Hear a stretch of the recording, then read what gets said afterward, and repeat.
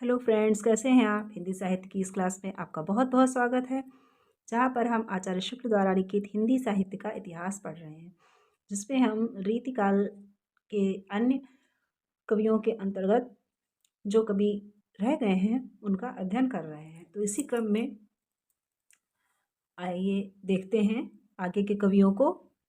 Friends, अगर आपको ये वीडियोस अच्छे लग रहे हैं, ये हिंदी साहित्य की ये सीरीज़ अच्छी लग रही है, तो वीडियोस को लाइक कर दिया करिए, अपने फ्रेंड्स में शेयर कर दिया करिए, और अभी चैनल को अभी तक सब्सक्राइब नहीं किया है तो सब्सक्राइब कर लीजिए। आइए देखते हैं गोकुलनाथ को।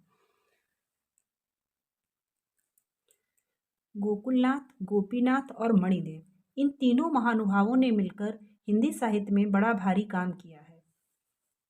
इन्होंने समग्र महाभारत और हरिवंश, जो महाभारत का ही परिशिष्ट माना जाता है, का अनुवाद अत्यंत मनोहर विविध छंदों में पूर्ण कवित्व के साथ किया है।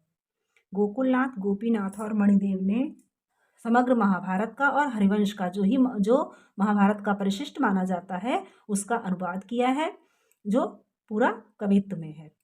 कथा प्रबंध का इतना बड़ा काव्य हिंदी साहित्य में दूसरा नहीं बना। कथा प्रबंध का हिंदी साहित्य में इतना बड़ा काव्य दूसरा नहीं है। ये लगभग 2000 पृष्ठों में समाप्त हुआ है। इतना बड़ा ग्रंथ होने पर भी न तो इसमें कहीं शिथिलता आई है और न ही रोचकता और काव्य गुण में कमी हुई है। इतना बड़ा ग्रंथ होने के बावजूद भी इसमें ना तो रोचकता कम है और ना काव्य गुणों में कमी है। छंदों का विधान इन्होंने ठीक उसी रीति से किया है जिस रीति से इतने बड़े ग्रंथ में होना चाहिए। जो छंद उठाया है उसका कुछ दूर तक निर्वाह किया है। केशवदास की तरह छंदों का तमाशा नहीं दिखाया है। छंदों का चुनाव भी बहुत उत्तम है। रूपमाला, घनाक्षरी, सवैया आदि मधुर छंद अधिक रखे गए हैं। इसमें इन्होंने रूपमाला, घनाक्षरी, सवैया आदि छंद अधिक रखे हैं। बीच बीच में दोहे और चौपाइयाँ भी हैं। भाषा प्रांजल और सुव्यवस्थित है। अनुप्रास का अधिक आग्रह न होने पर भी आवश्यक विधान है। रचना सब प्रकार से साहित्यिक और मनोहर है और लेखकों की काव्य कुशलता का परिचय देती है। इस ग्रंथ के बनने में भी 50 वर्ष से ऊपर लगे हैं। अनुमानतः इसका आरंभ, इस ग्रंथ को बनने में, जो इन्होंने महाभारत, हरिवंश आदि का अनुवाद किया है कवित्व में, इसको बनने में 50 वर्ष से अधिक लगे हैं। अनुमानतः इसका आरंभ संवत 1830 में हो चुका था और यह संवत 1884 में जाकर समाप्त हुआ। 1830 में ये प्रारंभ हो चुका था और 1884 में जाकर ये समाप्त हुआ। इसकी रचना काशी नरेश महाराज उदित नारायण सिंह की आज्ञा से हुई और इसकी रचना काशी नरेश महाराज उदित नारायण सिंह की आज्ञा से हुई, जिन्होंने इसके लिए लाखों रुपए व्यय किए। किसने? महाराज उदित नारायण सिंह ने। इस बड़े भारी साहित्यिक यज्ञ के अनुष्ठान के लिए हिंदी प्रेमी उक्त महाराज के सदा कृतज्ञ रहेंगे। गोकुलनाथ और गोपीनाथ प्रसिद्ध कवि रघुनाथ बंदीजन के पुत्र और पौत्र थे। गोकुलनाथ और गोपीनाथ, जो रघुनाथ बंदीजन थे, इनके पुत्र और पौत्र थे। मणिदेव बंदीजन भरतपुर राज्य के जहानपुर नामक गांव के रहने वाले थे। मणिदेव जो थे वो भरतपुर राज्य के जहानपुर नामक गांव के रहने वाले थे और अपनी विमाता के दुर्व्यवहार से रुष्ट होकर काशी चले आए थे। काशी में वे गोकुलनाथ जी के यहाँ भी रहते थे और स्थानों पर भी उनका बहुत मान हुआ। जीवन के अंतिम दिनों में कभी वे विक्षिप्त भी हो जाया करते थे। उनका परलोकवास संवत 1920 में हुआ। गोकुलनाथ ने इस महाभारत के अतिरिक्त निम्नलिखित ग्रंथ भी लिखे और गोकुलनाथ ने इस महाभारत के अनुवाद के अतिरिक्त ये ग्रंथ भी लिखे हैं: चेत चंद्रिका, गोविंद सुख विहार, राधा कृष्ण विलास, राधा नक्षिक, नाम रत्नमाला, सीताराम, गुणार्णव, अमरकोश भाषा, कवि मुखमंडन, जिसमें से राम रत्नवाला ये कोश ग्रंथ है।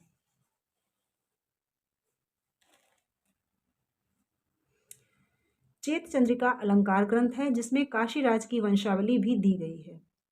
राधा कृष्ण विलास रस संबंधी ग्रंथ है और जगत विनोद के बराबर है। जगत विनोद है उसके बराबर है। सीताराम गुणार्णव अध्यात्म रामायण का अनुवाद है जिसमें पूरी राम कथा वर्णित है। कवि मुखमंडन भी अलंकार संबंधी ग्रंथ है। गोकुलनाथ का कविता काल संवत 1840 से 1870 तक माना जा सकता है। ग्रंथों की सूची से यह स्पष्ट है कि वे कितने निपुण कवि थे। गोकुलनाथ का कविता काल है वो 1840 से 70 तक है और उनके ग्रंथों की सूची से ही यह अनुमान लगाया जा सकता है कि ये कितने निपुण थे। रीति और प्रबंध दोनों ओर इन्होंने प्रचुर रचना की। रीति ग्रंथ और प्रबंध दोनों ही इन्होंने लिखे। इतने अधिक परिमाण में और इतने प्रकार की रचना वही कर सकता है जो पूर्ण साहित्य, मर्मज्ञ, काव्य कला में सिद्धहस्त और भाषा पर पूर्ण अधिकार रखने वाला हो। अतः महाभारत के तीनों अनुवादकों में तो ये श्रेष्ठ ही हैं। साहित्य के क्षेत्र में भी ये बहुत ही ऊंचे पद के अधिकारी हैं। रीति ग्रंथ रचना और प्रबंध रचना दोनों में समान रूप से कुशल और दूसरा कोई कवि रीति काल के भीतर नहीं पाया जाता जो कि रीति ग्रंथों की रचना और प्रबंध रचना दोनों में समान रूप से निपुण हो। महाभारत के जिस जिस अंश का अनुवाद जिसने जिसने किया है उस अंश में उसका नाम दिया हुआ है। महाभारत में 3 लोगों ने मिलकर अनुवाद किया है, गोकुलनाथ, गोपीनाथ और मणिदेव, और जिसने जिसने जिस अंश का अनुवाद किया है उसमें उसी का नाम दिया। जैसे गोकुलनाथ ने ये अनुवाद किया है, ये राधा कृष्ण विलास से दिया हुआ है। सखिन के श्रुति में उकुति कलकोकिल की, गुरुजन हु पे पुनिलाज के कथान की, गोकुल अरुण चरनाम्बुज पे गुंज पुंज धुनि सी चढ़ती चंचरिक चर्चान की, पीतम के श्रवण समीप ही जुगुति होत मैन, मंत्र तंत्र के बान गुणगान की, सौतिन के कानन में हलाहल है हलत, एरी सुखदान तो बजत बिछुआन की। ये गोकुलनाथ ने अनुवाद किया है। ये भी गोकुलनाथ के द्वारा किया हुआ अनुवाद है। दुर्ग अति ही महत रक्षित भटन सोचहु ओर, ताहि घेरो शाल्व भूपति सैन्य लय अति घोर, एक मानुष निकसिवे की रही कतहुन राह, परी सेना शाल्व नृप की भरी युद्ध उछा। लय सुदेशना की सुआज्ञा नीच कीचक जौन, जाय सिंहिन पास जम्बुक तथा कीनो गौन, लगे कृष्ण सो कहन या भांति सस्मित बैन, यहाँ आई कहाँ ते तुम कौन हो छवि ऐन, नहीं तुमसी लखी भू पर भरी सुषमा वाम, देवी जच्छिन किन्नरी कै श्री सची अभिराम, कांति सो अति भरो तुम्हरो लखन बदन अनूप करे गो नहीं सुबस का को महामनमथ भूप। ये सभी गोकुलनाथ के द्वारा अनुवादित पंक्तियां थी। अब यहाँ पर ये गोपीनाथ द्वारा अनुवादित पंक्ति दी है। सर्वदिश में फिरत भीषम को सुरथ मनमान, लाखे सबको तहाँ भूप अलात चक्र समान, सर्वथर सब रथिन सोते ही समय नृप सब ओर, एक भीषण सहस्र सम रनजुरो हो तह जोर। मणिदेव बचत यह सुनि कहो भो चक्रांग हंस उदार, उड़ोगे मम संग किमि तुम कहो सो उपचार, खाए जूठो पुष्ट गर्वित काग सुनिए बैन, कहो जानत उड़न की शत रीति हम सब बल ऐन। तो ये कभी परीक्षा की दृष्टि से उतने इम्पोर्टेंट नहीं है, लेकिन जब हम पूरी बुक का अध्ययन करते हैं तो किसी को भी स्किप करना नहीं चाहते हैं, ताकि जो विद्यार्थी इससे नोट्स बनाए या इस बुक का पूरा अध्ययन करना चाहे उसको यहाँ पर कोई भी चीज़ उससे छूट ना पाए। अब आइए देखते हैं बोधा को।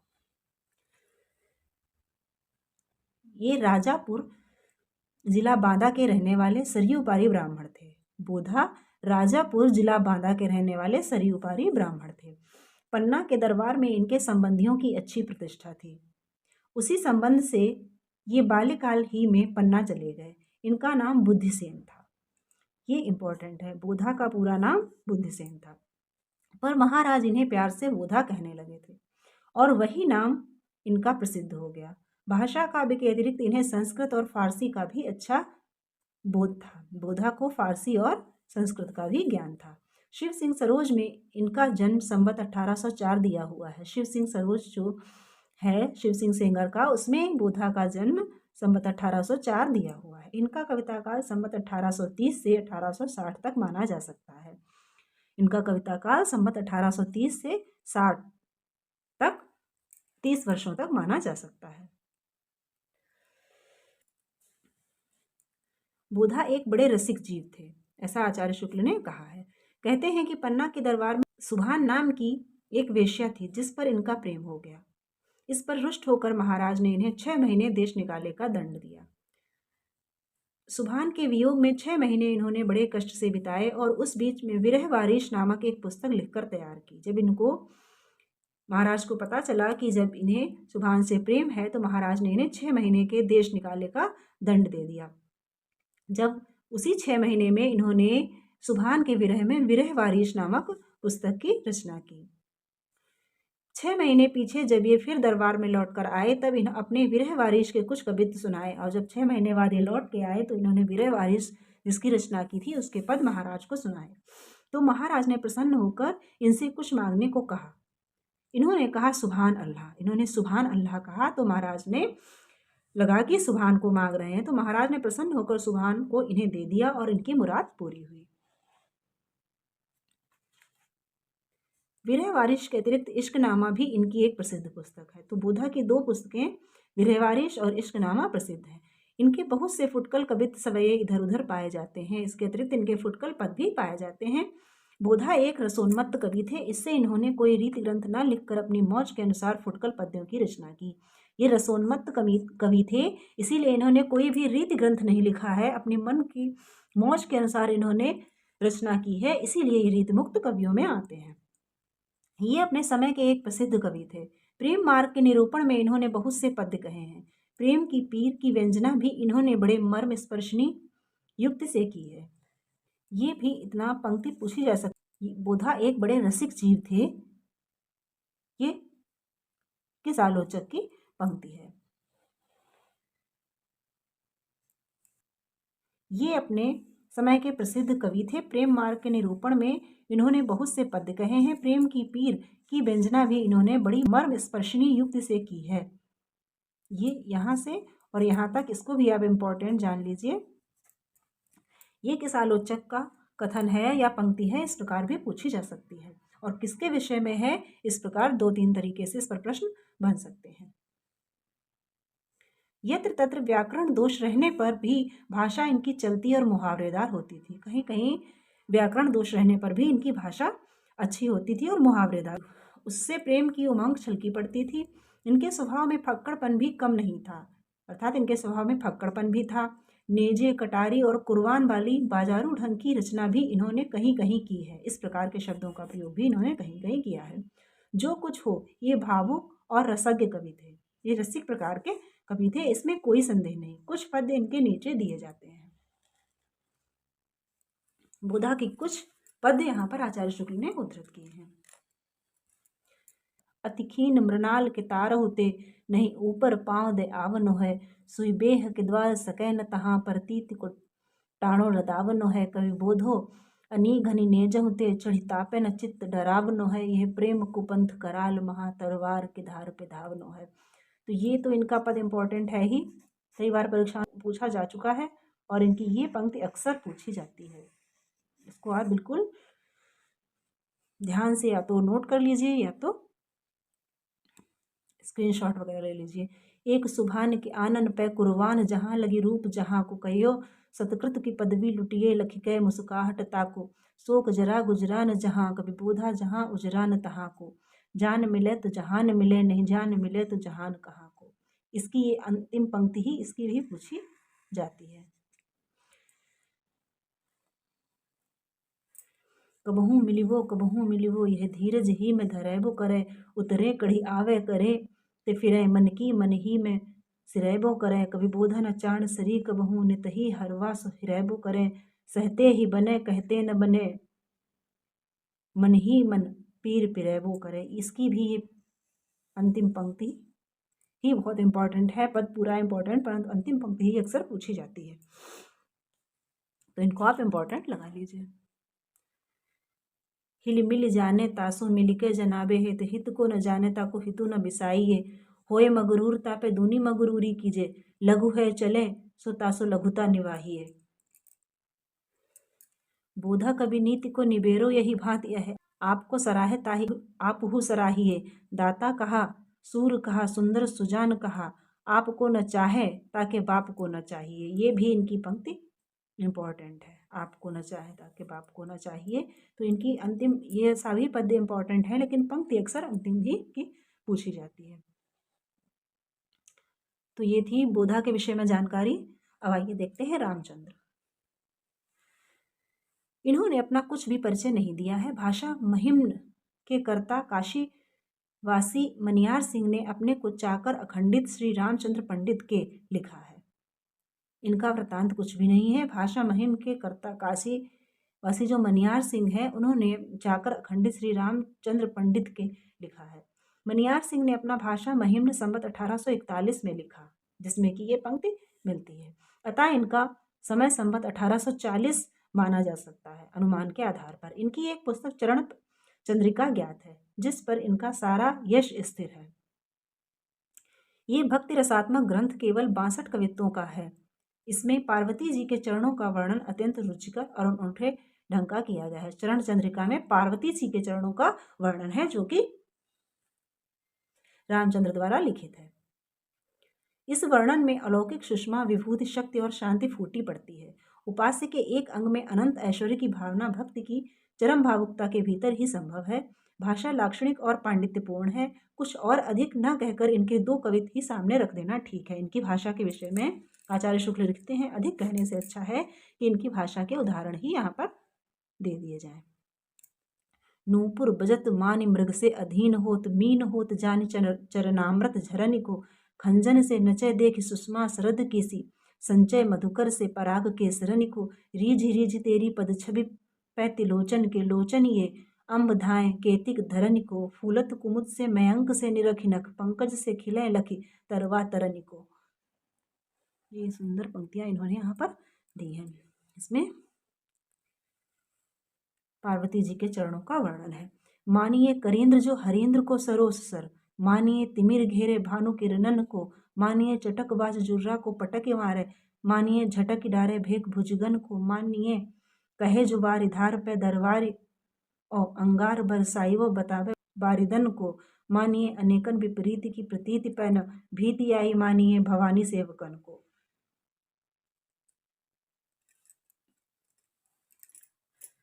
तो ये थी रामचंद्र की पंक्तियां, जो कि इनकी पुस्तक चरण चंद्रिका से ली गई थी। ये देखते हैं मंचित। ये मऊ बुंदेलखंड के रहने वाले ब्राह्मण थे और संवत 1836 में वर्तमान थे। इन्होंने कृष्णचरित संबंधी 2 पुस्तकें लिखी हैं, सुरभि दान लीला और कृष्णायन। मंचित ने सुरभि दान लीला और कृष्णायन ये 2 पुस्तकें लिखी हैं। ये कृष्णचरित से संबंधित है। सुरभि दान लीला में बाल लीला, यमलार्जुन पतन और दान लीला का विस्तृत वर्णन सार छंद में किया गया है। इसमें सुरभि दान लीला में बाल लीला है, यमलार्जुन पतन है और दान लीला का वर्णन है। इसमें श्री कृष्ण का नखशिख भी बहुत अच्छा कहा गया है।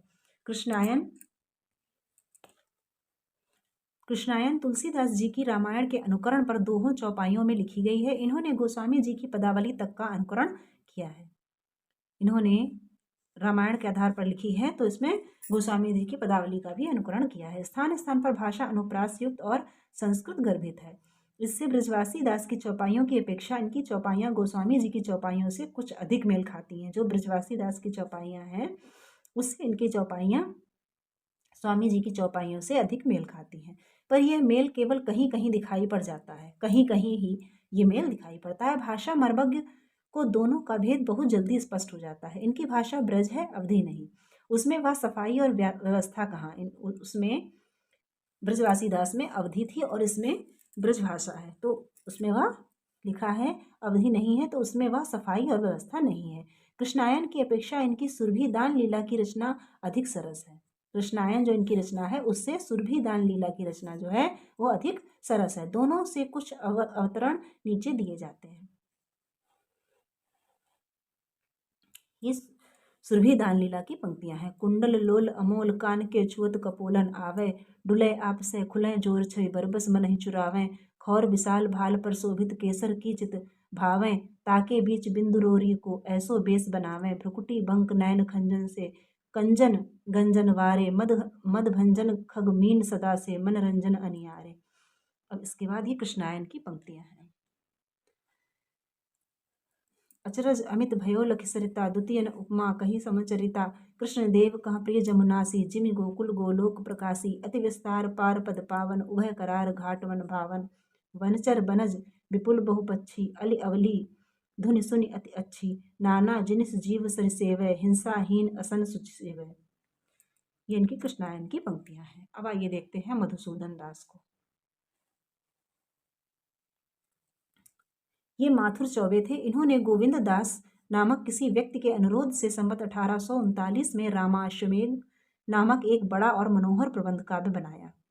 ये माथुर चौबे थे। इनकी रचना है रामाश्वमेध, जो 1839 में इन्होंने किसी के कहने से बनाई थी, जो सब प्रकार से गोस्वामी जी के रामचरितमानस का परिशिष्ट ग्रंथ होने के योग्य है।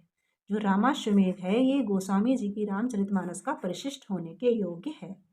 इसमें श्री रामचंद्र द्वारा अश्वमेध यज्ञ का अनुष्ठान, घोड़े के साथ गई हुई सेना के साथ सुबाहु, दमन, विद्युन्माली राक्षस, वीरमणि, शिव, सुरथ आदि का घोर युद्ध, अंत में राम के पुत्र लव और कुश के साथ भयंकर संग्राम, श्री रामचंद्र द्वारा युद्ध का निवारण और पुत्रों सहित सीता का अयोध्या में आगमन, इन सब प्रसंगों का पद्म पुराण के आधार पर बहुत ही विस्तृत और रोचक वर्णन है।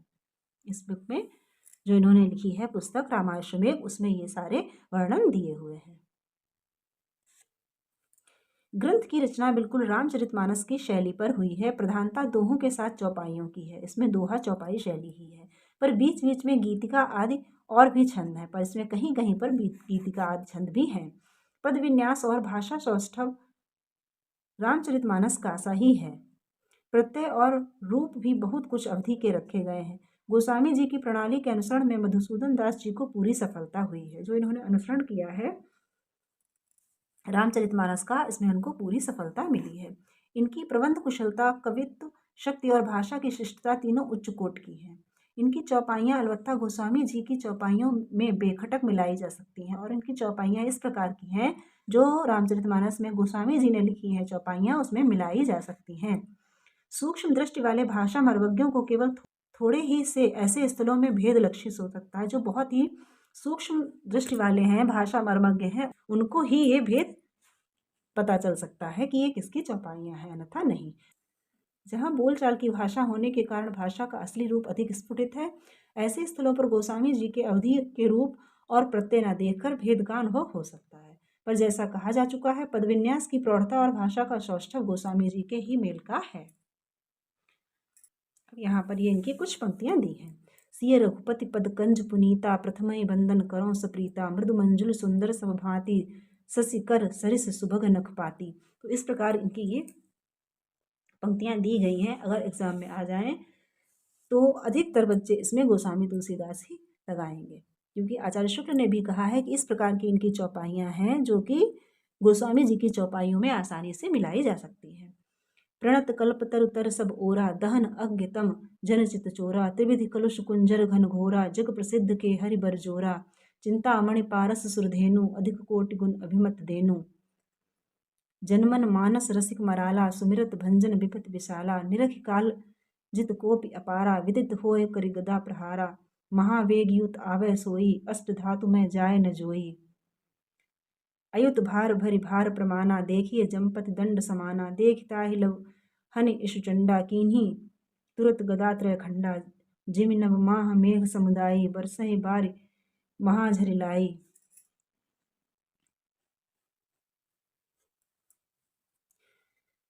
तिमि प्रचंड सायक जनु ब्याला, हने कीस तन लव तेहि काला, भये बिकल अति पवन कुमारा, लगे करन तब हृदय विचारा। तो ये इनकी मधुसूदन दास की चौपाइयाँ हैं, तो इनको आप ध्यान से पढ़ लीजिएगा। अब आइए देखते हैं मनियार सिंह, जिनका कि पहले अभी जिक्र हो चुका है जब हम रामचंद्र को पढ़ रहे थे। ये काशी के रहने वाले क्षत्रिय थे। इन्होंने देव पक्ष में ही कविता की है और अच्छी की है। इनके निम्नलिखित ग्रंथों का पता चलता है। मनियार सिंह के कौन कौन से ग्रंथ हैं? एक महिम्न भाषा, सौंदर्य लहरी, इसमें पार्वतीय देवी की स्तुति है, हनुमत 26, सुंदरकांड। भाषा महिम्न इन्होंने संवत 1841 में लिखा। इनकी भाषा सानुप्रास, शिष्ट और परिमार्जित है, और उसमें आज ये लिखा है, यहाँ पर ओज होगा, यहाँ उसमें ओज भी पूरा है। ये अच्छे कवि हो गए हैं। रचना के कुछ उदाहरण लीजिए। यहाँ पर इनकी रचना के कुछ उदाहरण आचार्य शुक्ल ने प्रस्तुत किए हैं। मेरो चित्त कहाँ दीनता में अति दूबरो है, अधरम धूमरो न सुधि के संहारे पे, कहाँ तेरी रिद्धि कवि बुद्धि धारा ध्वनि ते त्रिगुण ते परे हुए दिखात निर्धारे पे मनियार याते मत थकित चकित मनियार याते थकित जगित हुए के भक्ति बस धरी उर धीरज विचारे पे बिरजी कृपाल बा के माल या पुहपदन पूजन करन काज करन तिहारे पे। दूसरा इनका पद यहाँ पर, तेरे पद पंकज पराग राज राजेश्वरी वेद बंदनीय विरुदावली बढ़ी रहे जाकी किनुकाई पाए धाता ने धरित्री रची जापे लोक लोकन की रचना कढ़ी रहे मनियार जाहि विष्णु सेवय सर्व पोषण में सेम हूँ के सदा सी सहस मढ़ी रहे। सोई सुरासुर के शिरोमणि सदा शिव के भस्म के रूप हुए शरीर पर चढ़ी रहे। आगे इनका एक पद और दिया है, अभय कठोर बानी सुनि लक्ष्मण जू की मारी बे को चाह जो सुधारी खल तरवारी वीर हनुमंत ते ही गरज सुहास करी ऊपर पकड़ ग्रीव भूमि लय परे पछारी पुच्छ ते लपेट फेरी दंतन दरदराई नखन बकोट चौथ देत मही डारी टारी उदर विदारी मारी लुत्थन कोटारी वीर जैसे मृगराज गजराज डारे फारी फारी। तो फ्रेंड्स आज यहीं तक, इससे आगे हम अन्य कवियों को पढ़ेंगे जो इसी क्रम में आगे दिए हुए हैं। तो और वीडियो अच्छा लगा हो तो लाइक कर दीजिएगा और चैनल को सब्सक्राइब नहीं किया है तो सब्सक्राइब कर दीजिएगा ताकि ये पूरी की पूरी सीरीज़ आप इसी तरह से देखते रहें। धन्यवाद।